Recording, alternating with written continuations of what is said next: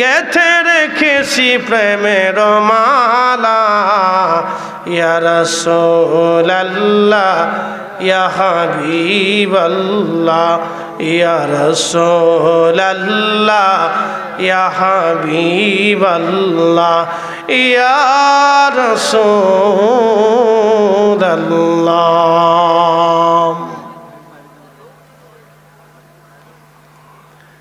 এ দাউড়াবাসী, আল্লাহ ডাক দিলেন, হাবিব স্মরণ করেন সেই দিনের কথা যেই রোজে আজলে আলমে মেসাকের জগতে শুধু নবীদেরকে আমি আল্লাহ মনোনীত করে বসাইলাম। এখানে আমরা কত লক্ষ মানুষ হব আজকে?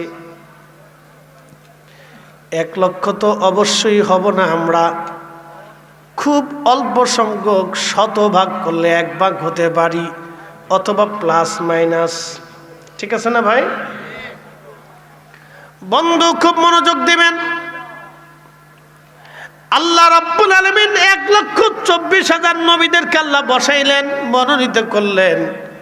আল্লাহ মনোনীত করার পরে বলেন, হে মূসা, হে ঈসা, হে আদম, হে শীষ, হে নূহ, হে দাউদ, হে সুলাইমান, হে ইব্রাহিম, হে ইসহাক, ইয়াকুব, ইউসুফ, ইসহাক, এ নবী আলাইহিমুস সালাতু ওয়াস সালাম গণ, তোমাদেরকে নবুয়াত দিব, কিতাব দিব, হিকমত দিব, কিন্তু শর্ত হলো সুম্মা জাআকুম রাসূল, আমার একজন রসুল তোমাদের মাঝে যাবে, মুসাদ্দিকুল লিমা মাকুম, সত্য সহ যাবে, ইলম, জ্ঞান, হিকমত, নবুয়াত নিয়ে যাবে।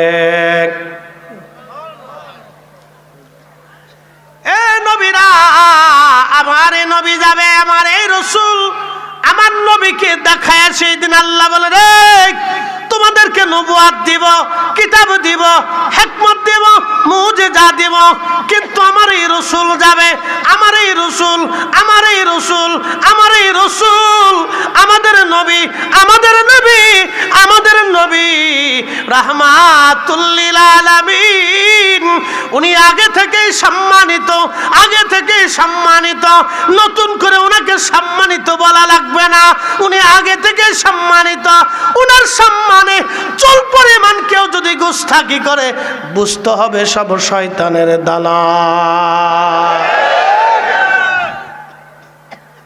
কোন সন্দেহ? উনি আগে থেকে মহা সম্মানিত। শুনে রাখবেন, বুঝে রাখবেন, পৃথিবীর সব কিছু থেকে রসুলকে প্রাধান্য দিতে হবে। আপনার বাপ, আপনার মা, কলিজার টুকরা সন্তান থেকে বেশি প্রাধান্য রসুলকে দিতে হবে। কি কথা কন না কেন? আপনার সন্তান যদি শানের সারাতে গুস্তাখি করে, ওকে ত্যায্য পুত্র করে দেবেন। আপনার পিতামাতা যদি এইখানে হাত দেয়, তো পিতামাতা থেকে জুদা হয়ে যাবেন।